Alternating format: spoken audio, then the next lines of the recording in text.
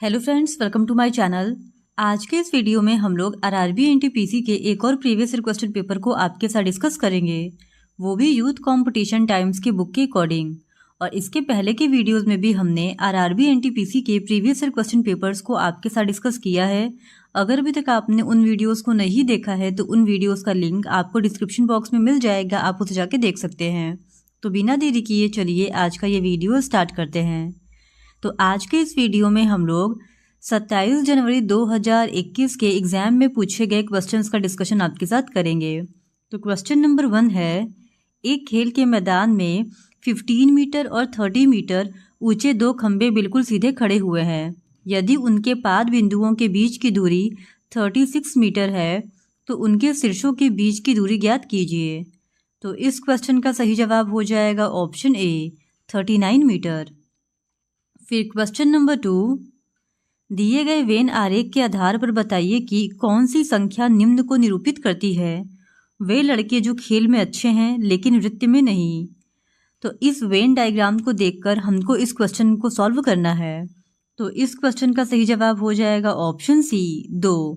दो लड़के जो खेल में तो अच्छे हैं लेकिन नृत्य में अच्छे नहीं हैं। फिर क्वेश्चन नंबर 3, एक तल को 22 सेंटीमीटर स्क्वायर के क्षेत्रफल वाले एक वर्ग के रूप में रखा गया है। यदि उसी तार को एक वृत्त के रूप में रखा जाए तो इस प्रकार बने वृत्त का क्षेत्रफल ज्ञात कीजिए। और यहाँ पे x का वैल्यू 22/7 है। तो इस क्वेश्चन का सही जवाब है ऑप्शन ए 28 सेंटीमीटर स्क्वायर। फिर क्वेश्चन नंबर 4, उस समचतुर्भुज का क्षेत्रफल ज्ञात कीजिए जिसका परिमाप 116 सेंटीमीटर और एक विकर्ण की लंबाई 42 सेंटीमीटर है। तो इस क्वेश्चन का सही जवाब है ऑप्शन ए 840 सेंटीमीटर स्क्वायर। फिर क्वेश्चन नंबर 5, आईपीएल 2020 में सर्वाधिक विकेट लेने के लिए पर्पल कैप किसने जीती। तो इस क्वेश्चन का सही जवाब है option C Kagiso Rabada. IPL Bharat में खेली जाने वाली T20 क्रिकेट लीग है जिसकी शुरुआत 2008 में हुई थी और आईपीएल का पहला खिताब राजस्थान रॉयल्स ने जीता था और आईपीएल 2020 का खिताब मुंबई इंडियंस ने जीता था। और इसी जीत के साथ मुंबई इंडियंस सर्वाधिक 5 बार खिताब अपने नाम करने वाली टीम बन गई। फिर क्वेश्चन नंबर 6, प्रथम पृथ्वी शिखर सम्मेलन कहाँ आयोजित किया गया था। तो इस क्वेश्चन का सही जवाब है ऑप्शन बी रियो दी जेनेरियो। प्रथम पृथ्वी शिखर सम्मेलन 3 जून 1992 से 14 जून 1992 तक ब्राज़ील के शहर रियो दी जेनेरियो में आयोजित हुआ था, जिसमें 108 राष्ट्राध्यक्षों ने भाग लिया था। पृथ्वी शिखर सम्मेलन को रियो सम्मेलन भी कहा जाता है और इसको पर्यावरण और विकास पर संयुक्त राष्ट्र सम्मेलन के रूप में भी जाना जाता है। फिर क्वेश्चन नंबर 7, निम्नलिखित में से कौन सी क्रांतिकारी पत्रिका विदेश में प्रकाशित नहीं हुई थी। तो इस क्वेश्चन का सही जवाब है ऑप्शन बी युगांतर। युगांतर पत्रिका विदेश से प्रकाशित नहीं हुई थी, यह कोलकाता से प्रकाशित की गई थी। वारिंद्र कुमार घोष बंगाली समाचार पत्र युगांतर पत्रिका के संस्थापक थे और इसकी स्थापना 1906 में कलकत्ता में हुई थी। जबकि बात करें अगर तलवार पत्रिका की, तो तलवार पत्रिका के संस्थापक वीरेंद्र नाथ चट्टोपाध्याय थे और इसको बर्लिन से प्रकाशित किया गया था। फ्री हिंदुस्तान वैंकूवर में प्रकाशित किया गया था और इसके संस्थापक तारक नाथ दास थे। इंडियन सोशियोलॉजिस्ट लंदन से प्रकाशित किया गया था और इसके संस्थापक श्यामजी कृष्ण वर्मा थे। फिर क्वेश्चन नंबर 8, यहाँ पे हमको इस एक्सप्रेशन का वैल्यू फाइंड आउट करना है। तो इस क्वेश्चन का सही जवाब हो जाएगा ऑप्शन बी 0.6। फिर क्वेश्चन नंबर 9, बुलंद दरवाज़ा किस शहर में स्थित है। तो इस क्वेश्चन का सही जवाब है ऑप्शन डी फतेहपुर सिकरी। बुलंद दरवाज़ा उत्तर प्रदेश के आगरा शहर से 36 किलोमीटर दूर फतेहपुर सिकरी शहर में स्थित है। यह जामा मस्जिद का दक्षिणी द्वार है और यह भारत का सबसे ऊंचा दरवाज़ा है। इसका निर्माण 1573 ईस्वी में गुजरात विजय की स्मृति में प्रारंभ हुआ था। यह अर्ध गुंबद युक्त दरवाज़ा है जो ईरानी शैली में निर्मित है। फिर question number 10, automated teller machine ATM नामक कैश मशीन के विकास का श्रेय भारत में जन्मे किस स्कॉटिश आविष्कारक को दिया जाता है। तो इस क्वेश्चन का सही जवाब है ऑप्शन डी, जॉन शेफर्ड बैरन।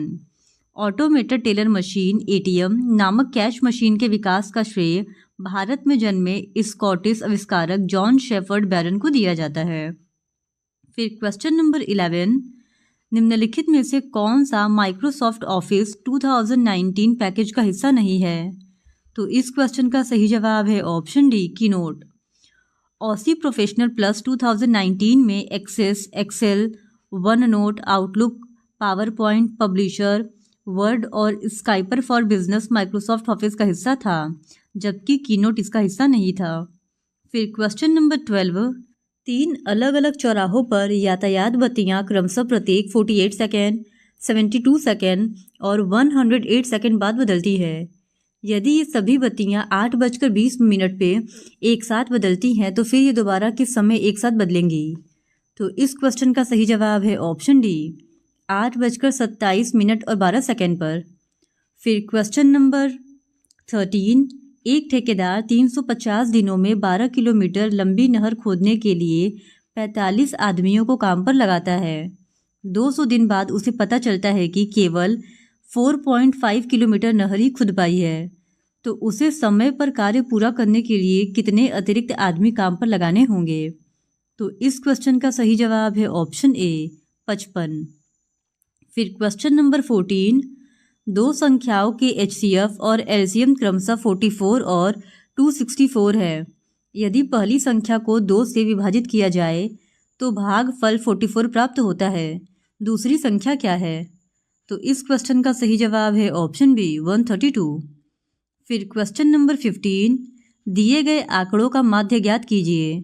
तो इस क्वेश्चन का सही जवाब हो जाएगा ऑप्शन बी, 28। फिर क्वेश्चन नंबर 16, ब्रेसिका कैम्पेस्ट्रिस किस पौधे का वानस्पतिक नाम है? तो इस क्वेश्चन का सही जवाब है ऑप्शन डी, सरसों का। सरसों का वानस्पतिक नाम ब्रेसिका कैम्पेस्ट्रिस है। सामान्य गेहूं का वानस्पतिक नाम ट्रिटिकम एस्टिवम है। मक्का का जियामेज है और कुट्टू का फागोपाइरम एस्कुलेंटम है। फिर क्वेश्चन नंबर 13, किसी मीनार के पाद बिंदु से जमीन पर 120 मीटर दूर स्थित बिंदु से मीनार का उन्नयन कोण 60 डिग्री है, तो मीनार की ऊंचाई ज्ञात कीजिए। तो इस क्वेश्चन का सही जवाब है ऑप्शन ए, 120√3 मीटर। फिर क्वेश्चन नंबर 18, निम्नलिखित में से किस भाषा को भारत की अनुसूची भाषा का दर्जा प्राप्त नहीं है? तो इस क्वेश्चन का सही जवाब है ऑप्शन डी, गढ़वाली। गढ़वाली को भारत की अनुसूची भाषा का दर्जा प्राप्त नहीं है। भारतीय संविधान की 8वीं अनुसूची में 22 भाषाओं को मान्यता प्रदान की गई है। ये भाषाएं हैं असमिया, उड़िया, उर्दू, कन्नड़, कश्मीरी, कोंकणी, गुजराती, डोंगरी, तमिल, तेलुगु, नेपाली, पंजाबी, बांग्ला, बोडो, मणिपुरी, मराठी, मलयालम, मैथिली, संथाली, संस्कृत, सिंधी और हिंदी। फिर क्वेश्चन नंबर 19, 54/9, 3 होल 9/17 और 36/51 का एचसीएफ ज्ञात कीजिए। तो इस क्वेश्चन का सही जवाब है ऑप्शन डी, 6/17। फिर क्वेश्चन नंबर 20, एक समलंब चतुर्भुज का क्षेत्रफल 540 मीटर स्क्वायर है। यदि इसकी समानांतर भुजाओं की लंबाइयाँ 30 मीटर और 24 मीटर है तो उनके बीच की दूरी ज्ञात कीजिए। तो इस क्वेश्चन का सही जवाब है ऑप्शन बी, 20 मीटर। फिर क्वेश्चन नंबर 21, एक वर्गाकार भूखंड का क्षेत्रफल 11,025 मीटर स्क्वायर है। इस भूखंड के चारों ओर 85 रुपये प्रति मीटर की दर से तार लगाने की लागत ज्ञात करें। तो इस क्वेश्चन का सही जवाब है ऑप्शन डी, 35,700। फिर क्वेश्चन नंबर 22, निम्नलिखित में से कौन सा आश्रम महात्मा गांधी द्वारा स्थापित नहीं किया गया था? तो इस क्वेश्चन का सही जवाब है ऑप्शन सी, पवनार। पवनार की स्थापना महात्मा गांधी के द्वारा नहीं किया गया था, बल्कि इसकी स्थापना विनोबा भावे द्वारा महाराष्ट्र के वर्धा में किया गया था। फिर क्वेश्चन नंबर 23, निम्नलिखित में से कौन सा ऑपरेटिंग सिस्टम नहीं है? तो इस क्वेश्चन का सही जवाब है ऑप्शन डी, टैली। टैली एक ऑपरेटिंग सिस्टम नहीं है, यह एक सॉफ्टवेयर है जो अकाउंटिंग से संबंधित है। फिर क्वेश्चन नंबर 24, पक्षियों की इनमें से कौन सी प्रजाति गंभीर रूप से लुप्तप्राय है? तो इस क्वेश्चन का सही जवाब है option A, great Indian bustard. Great Indian bustard को सोन चिड़ैया के नाम से भी जाना जाता है और यह राजस्थान राज्य की राज्य पक्षी है तथा यह भारत का सबसे गंभीर रूप से लुप्तप्राय पक्षी माना जाता है।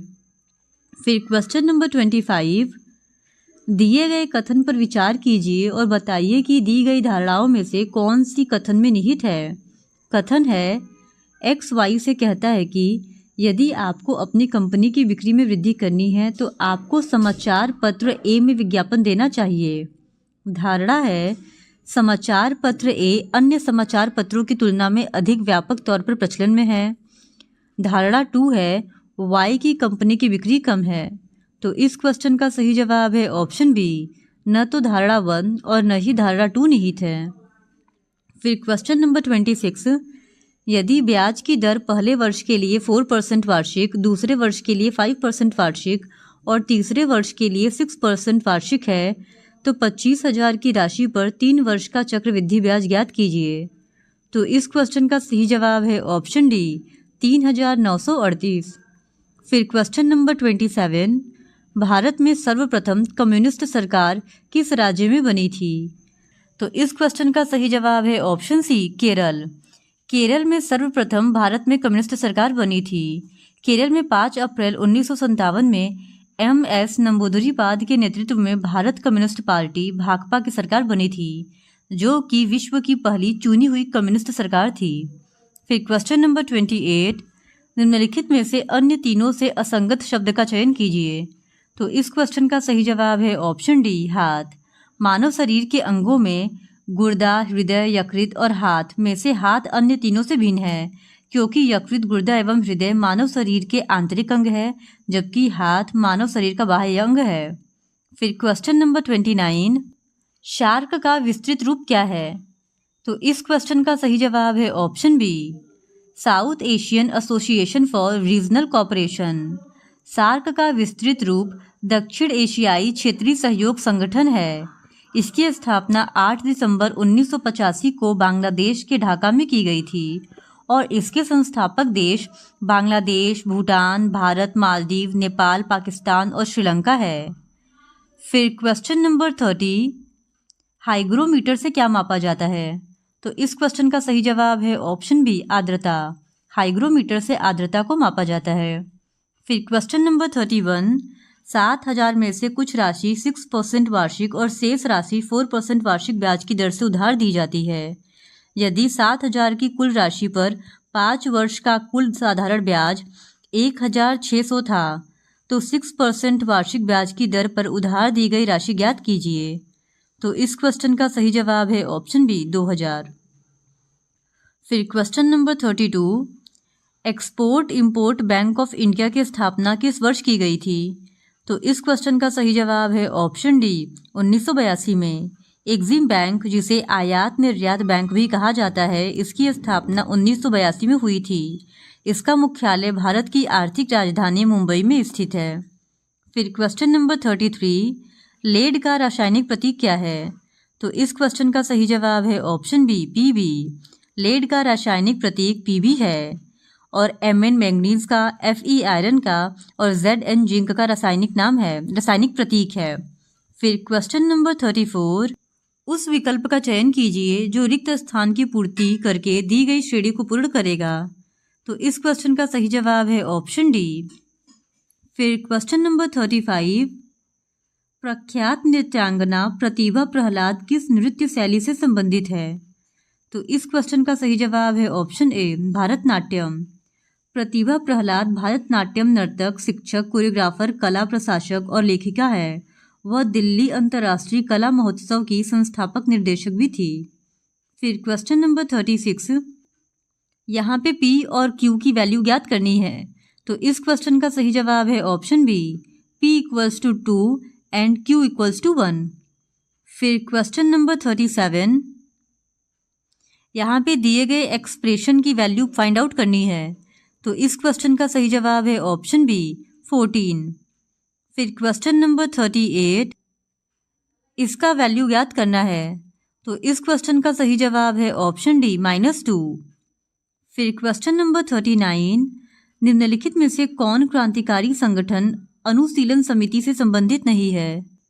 तो इस क्वेश्चन का सही जवाब है ऑप्शन ए राजेंद्र लहरी।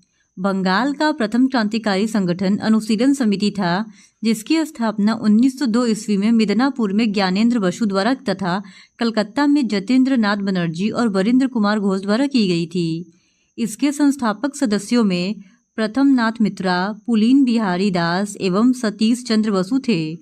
इस तरह बी, सी और डी ये तीनों ही ऑप्शन अनुशीलन समिति से संबंधित सदस्यों के हैं, जबकि ऑप्शन ए राजेंद्र लहरी का संबंध अनुशीलन समिति से नहीं बल्कि काकोरी कांड से जुड़ा हुआ है। फिर क्वेश्चन नंबर 40, दिए गए पैटर्न का ध्यानपूर्वक अध्ययन कीजिए और विकल्पों में से उस संख्या का चयन कीजिए जो इसमें प्रश्न चिन्ह के स्थान पर आ सकता है। तो इस क्वेश्चन का सही जवाब है ऑप्शन डी 8। फिर क्वेश्चन नंबर 41, उस विकल्प का चयन कीजिए जो रिक्त स्थान की पूर्ति करके दी गई श्रेणी को पूर्ण करेगा। तो इस क्वेश्चन का सही जवाब है ऑप्शन ए यानी 12। यहाँ पे एक सीरीज दिया गया था और हम लोगों को मिसिंग टर्म को बताना था, तो यहाँ पे जो मिसिंग टर्म है वो है 12। फिर क्वेश्चन नंबर 42, भारतीय रिजर्व बैंक मुख्यालय कहाँ स्थित है? तो इस क्वेश्चन का सही जवाब है ऑप्शन सी मुंबई। भारतीय रिजर्व बैंक की स्थापना भारतीय रिजर्व बैंक अधिनियम 1934 के प्रावधानों के अनुसार 1 अप्रैल 1935 को हुई थी। शुरुआत में रिजर्व बैंक का केंद्रीय कार्यालय कोलकाता में स्थापित किया गया था, लेकिन वर्ष 1937 में इसके हेडक्वार्टर को मुंबई में शिफ्ट कर दिया गया था। फिर क्वेश्चन नंबर 43, अक्टूबर 2020 तक प्राप्त जानकारी के अनुसार भारतीय प्रतिभूति एवं विनिमय बोर्ड यानी सेबी के चेयरमैन कौन है? तो 2020 में सेबी के चेयरमैन अजय त्यागी थे, यानी ऑप्शन ए इस सवाल का सही जवाब है।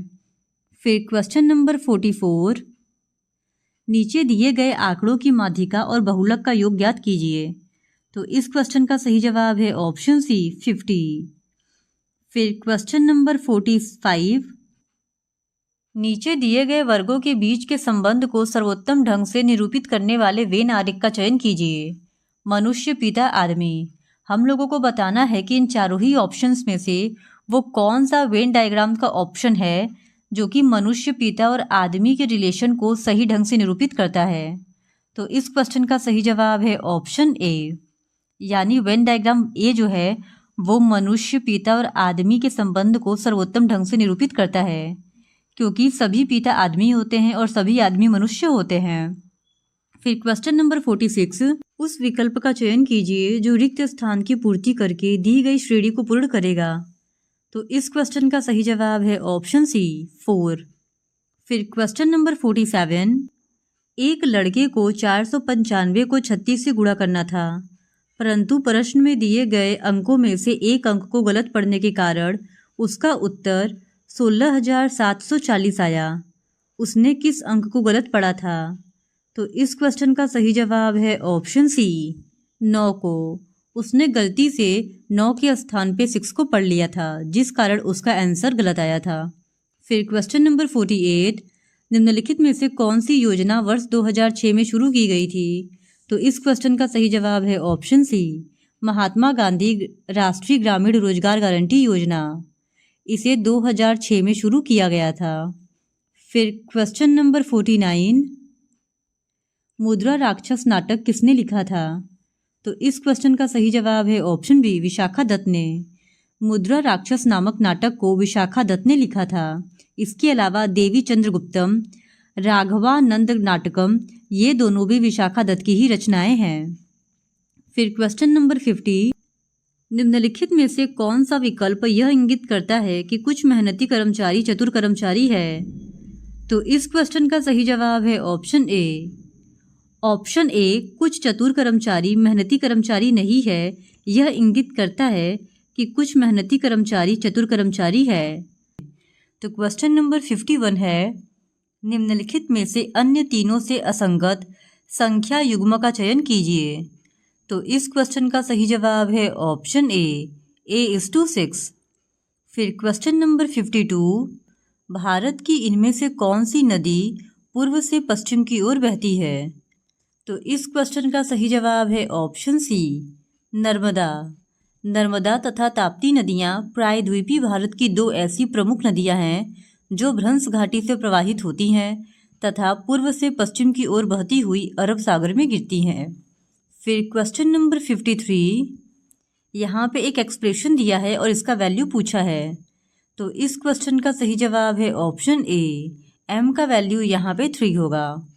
फिर क्वेश्चन नंबर 54, एक शतरंज प्रतियोगिता में 125 खिलाड़ी भाग लेते हैं। खेल नॉकआउट आधार पर खेला जाएगा।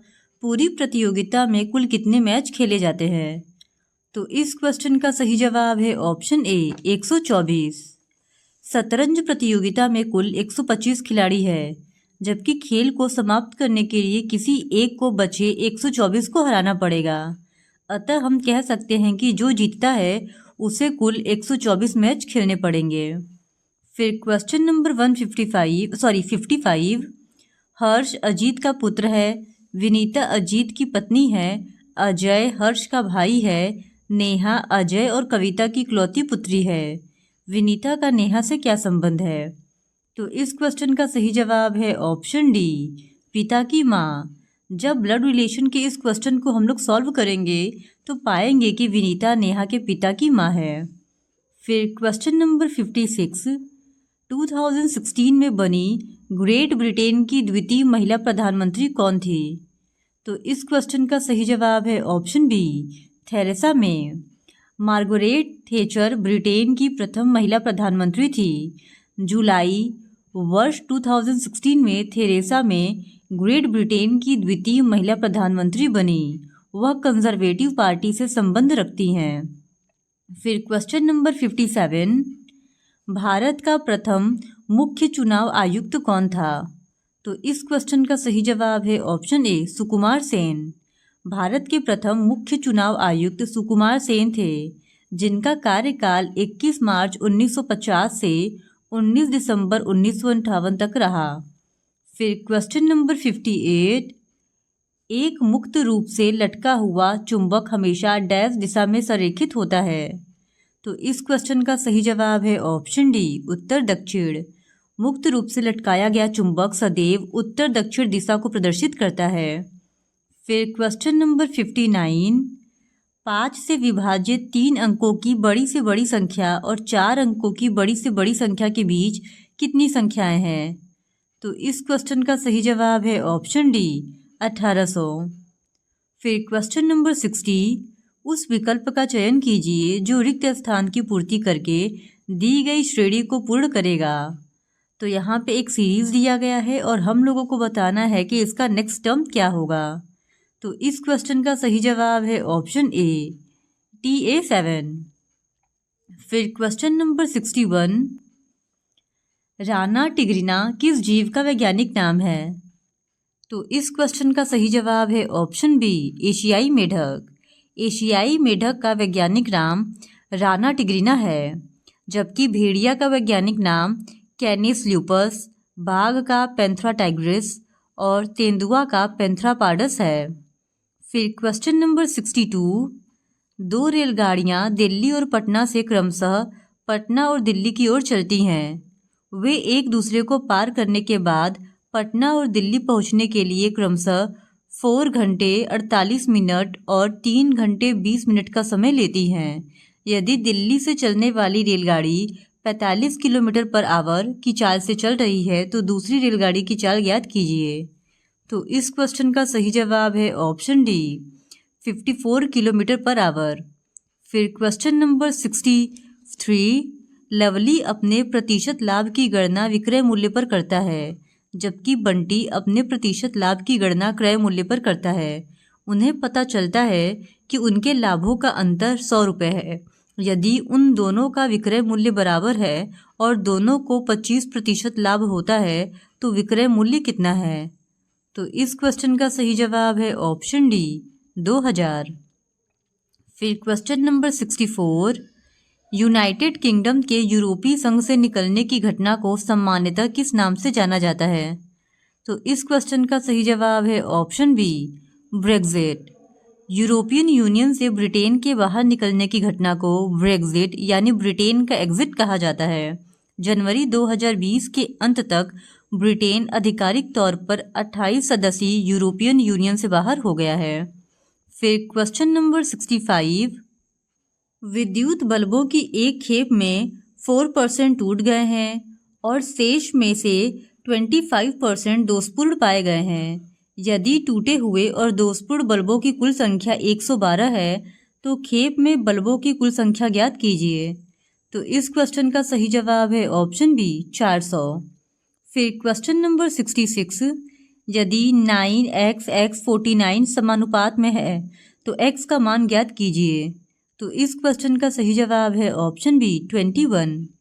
फिर क्वेश्चन नंबर 67, कौन सी नदी लंदन से होकर बहती है? तो इस क्वेश्चन का सही जवाब है ऑप्शन बी थेम्स। थेम्स नदी लंदन से होकर बहती है, जबकि हडसन नदी न्यूयॉर्क, राइन नदी जर्मनी और पोटोमैक नदी वॉशिंगटन से होकर बहती है।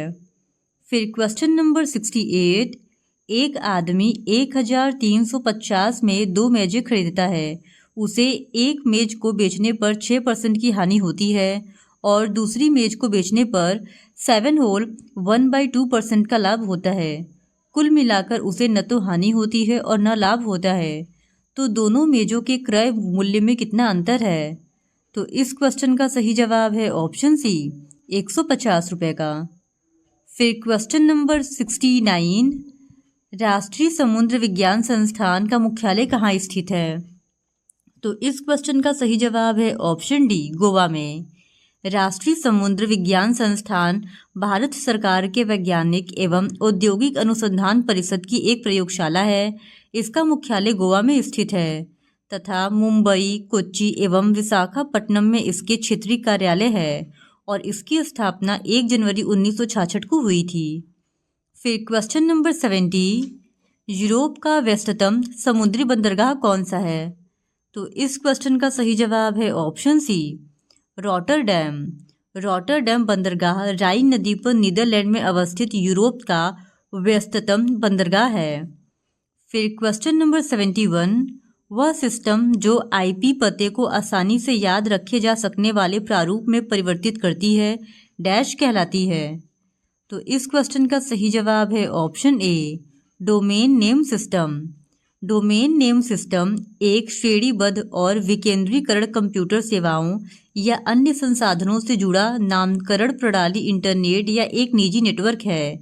यह विभिन्न सूचनाओं की प्रत्येक प्रतिभागी संस्थाओं को सौंपे गए डोमेन नामों से जोड़ता है। सबसे प्रमुख रूप से यह अधिक आसानी से याद किए गए डोमेन नामों का अनुवाद अंतर्निहित नेटवर्क प्रोटोकॉल के साथ कंप्यूटर सेवाओं और उपकरणों को खोजने और पहचानने के लिए आवश्यक संख्यात्मक आईपी पतों में करता है। फिर क्वेश्चन नंबर 72, डीआरडीओ द्वारा निर्मित इनमें से कौन सी मिसाइल हवा से हवा में मारने में सफल मिसाइल है? तो इस क्वेश्चन का सही जवाब है ऑप्शन सी अस्त्र। अस्त्र मिसाइल हवा से हवा में मारने वाला भारत द्वारा विकसित पहला मिसाइल है, जिसे रक्षा अनुसंधान और विकास संगठन डीआरडीओ भारत ने विकसित किया है। फिर क्वेश्चन नंबर 73, भारतीय ध्वज के डिजाइन का श्रेय इनमें से किसे दिया जाता है? तो इस क्वेश्चन का सही जवाब है ऑप्शन ए पिंगली वेंकैया।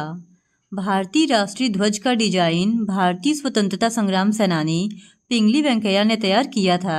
उन्होंने मूल रूप में 2 लाल और 1 हरी पट्टी का सुझाव दिया था, जो हिंदू और मुस्लिम एकता का प्रतीक था। तिरंगे की श्वेत पट्टी और चक्र का सुझाव महात्मा गांधी ने दिया था। उन्होंने यह सुझाव बाकी सभी समुदायों के मध्य शांति के प्रतीक के रूप में सुझाया था। फिर क्वेश्चन नंबर 74, निम्नलिखित में से कौन सा घास का मैदान नहीं है? तो इस क्वेश्चन का सही जवाब है ऑप्शन बी फेन एक घास का मैदान नहीं है, जबकि सवाना मध्य तथा दक्षिणी अफ्रीका में उष्णकटिबंधीय घास का मैदान है। प्रेयरी उत्तरी अमेरिका में शीतोष्णकटिबंधीय घास का मैदान है तथा स्टेपी यूरेशिया में घास का मैदान है। फिर क्वेश्चन नंबर 75, निम्नलिखित में से कौन सा बंदरगाह भारत के पूर्वी तट पर स्थित है? तो इस क्वेश्चन का सही जवाब है ऑप्शन सी तूतीकोरिन। तूतीकोरिन भारत के पूर्वी तट पर स्थित है। फिर क्वेश्चन नंबर 76, एक आदमी अपने घर से अपने कार्यालय की एक निश्चित दूरी स्कूटर से तय करता है। 30 किलोमीटर पर आवर की औसत चाल से जाने पर वह 10 मिनट देर से कार्यालय पहुंचता है, जबकि 40 किलोमीटर पर आवर की चाल से जाने पर वह 5 मिनट पहले अपने कार्यालय पहुंच जाता है। तो उसके घर और उसके कार्यालय के बीच की दूरी ज्ञात कीजिए। तो इस क्वेश्चन का सही जवाब है ऑप्शन ए, 30 किलोमीटर। फिर क्वेश्चन नंबर 77, भारतीय राष्ट्रीय कांग्रेस की संस्थापक अध्यक्ष कौन थे? तो इस क्वेश्चन का सही जवाब है ऑप्शन डी, व्योमेश चंद्र बनर्जी। भारतीय राष्ट्रीय कांग्रेस की स्थापना 1885 में एलन ऑक्टेवियन ह्यूम नामक एक अंग्रेज अधिकारी द्वारा की गई थी, जिन्होंने कलकत्ता के व्योमेश चंद्र बनर्जी को अध्यक्ष नियुक्त किया था। अर्थात व्योमेश चंद्र बनर्जी ने कांग्रेस के प्रथम अधिवेशन की अध्यक्षता की थी। फिर क्वेश्चन नंबर 78, निम्न को सरलतम रूप में लिखिए। तो यहाँ पे इस क्वेश्चन को हम लोगों को सरलतम रूप में लिखना है। तो इस क्वेश्चन का सही जवाब है ऑप्शन बी, 999। फिर क्वेश्चन नंबर 79, अल हिलाल नामक समाचार पत्र किस स्वतंत्रता सेनानी ने आरंभ किया था? तो इस क्वेश्चन का सही जवाब है ऑप्शन बी, मौलाना अबुल कलाम आज़ाद ने। उर्दू में अल हिलाल नामक समाचार पत्र का आरंभ वर्ष 1912 में स्वतंत्रता सेनानी अबुल कलाम आज़ाद ने किया था। अल हिलाल साप्ताहिक उर्दू भाषा का समाचार पत्र था। यह अखबार भारत में ब्रिटिश राज की आलोचना और भारतीय मुसलमानों को बढ़ते भारतीय स्वतंत्रता आंदोलन में शामिल होने के लिए इनके प्रोत्साहन के लिए उल्लेखनीय था। फिर क्वेश्चन नंबर 80, एक प्रश्न और उसके बाद 2 तर्क दिए गए हैं। बताएं कि इनमें से कौन सा तर्क प्रश्न के संदर्भ में पुष्ट है। प्रश्न है, क्या कॉलेज के बच्चों की तरह विद्यालयों में बच्चों के लिए कोई यूनिफॉर्म नहीं होनी चाहिए? तर्क 1 है, हाँ, विद्यार्थियों को अपनी पसंद के कपड़े पहनने की स्वतंत्रता दी जानी चाहिए।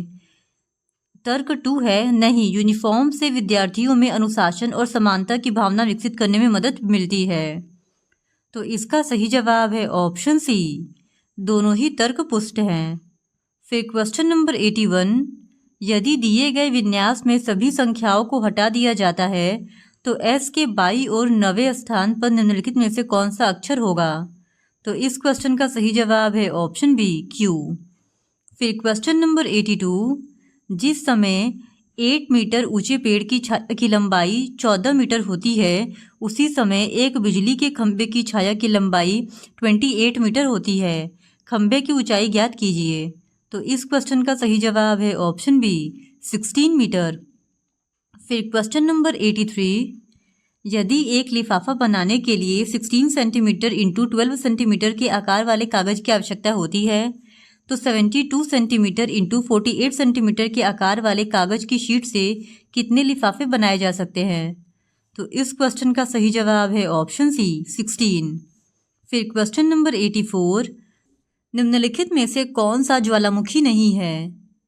तो इस क्वेश्चन का सही जवाब है option B, Mont Blanc. Mont Blanc Alps और मध्य यूरोप का सबसे ऊंचा पर्वत है, जो समुद्र तल से 4808 मीटर ऊंचा है। माउंट एल्ब्रूस के बाद यह यूरोप का दूसरा सबसे ऊंचा और यह दुनिया का 11वां सबसे प्रमुख पर्वत शिखर है। फिर क्वेश्चन नंबर 85, इसरो द्वारा वर्ष 2020 में प्रक्षेपित अंतिम उपग्रह कौन सा था? तो इस क्वेश्चन का सही जवाब है ऑप्शन ए, CMS-01। इसरो की स्थापना 1969 में हुई थी और इसका मुख्यालय बेंगलुरु में स्थित है।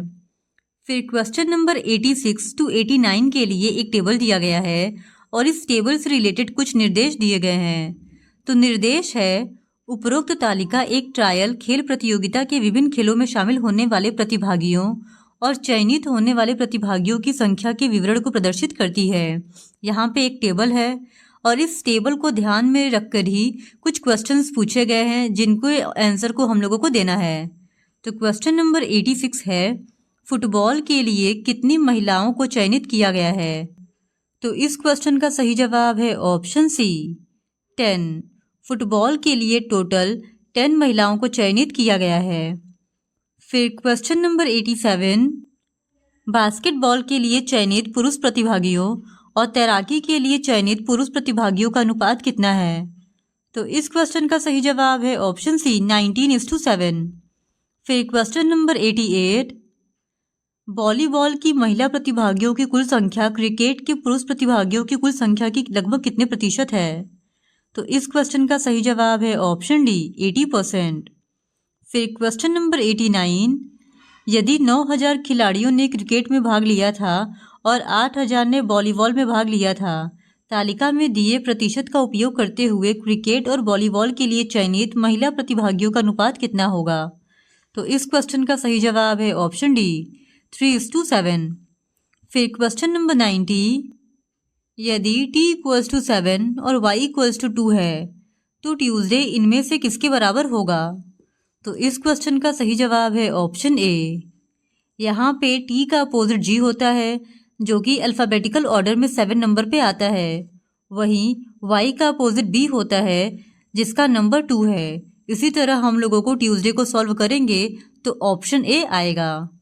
फिर क्वेश्चन नंबर 91, उस विकल्प का चयन करें जिसमें दिए गए शब्दों के बीच वही संबंध नहीं है जो नीचे दिए गए समूह के शब्दों के बीच है।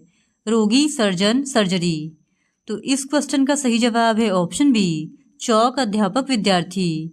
चौक, अध्यापक तथा विद्यार्थी के बीच वह संबंध नहीं है जो दिए गए समूह के शब्दों के बीच है।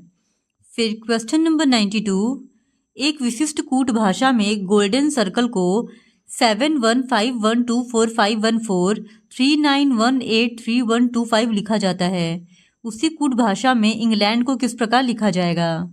तो इस क्वेश्चन का सही जवाब है ऑप्शन सी। फिर क्वेश्चन नंबर 93, दिए गए कथनों और निष्कर्षों को ध्यानपूर्वक पढ़िए और तय कीजिए कि कौन से निष्कर्ष तार्किक रूप से कथनों का पालन करते हैं। कथन है, सभी राजाओं के बाल धूसर रंग के होते हैं, कुछ योद्धा राजा बनते हैं। निष्कर्ष 1 है, सभी योद्धाओं के बाल धूसर रंग के होते हैं। निष्कर्ष 2 है, सभी धूसर रंग के बाल वाले योद्धा राजा होते हैं। तो इस क्वेश्चन का सही जवाब है ऑप्शन बी, न तो निष्कर्ष 1 और न ही 2 पालन करता है। फिर क्वेश्चन नंबर 94, एक विशिष्ट कूट भाषा में सूर्य को पृथ्वी लिखा जाता है, पृथ्वी को बुध लिखा जाता है, बुध को शुक्र लिखा जाता है, मंगल को सूर्य लिखा जाता है और शुक्र को मंगल लिखा जाता है। उसी कूट भाषा में शुक्र, बुध और पृथ्वी के बीच स्थित है को किस प्रकार लिखा जाएगा? तो इस क्वेश्चन का सही जवाब है ऑप्शन बी, मंगल, शुक्र और बुध के बीच स्थित है।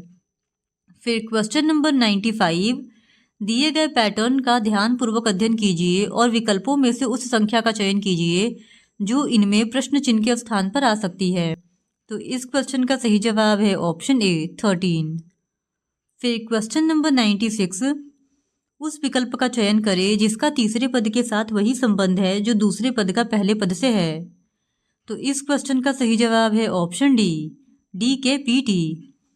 फिर क्वेश्चन नंबर 97, दिए गए विकल्पों में से उस वेन आरेख का चयन कीजिए जो दिए गए वर्गों के बीच के संबंध को सर्वोत्तम ढंग से निरूपित करता है। लड़कियां, विद्यार्थी, पेशेवर, कलाकार।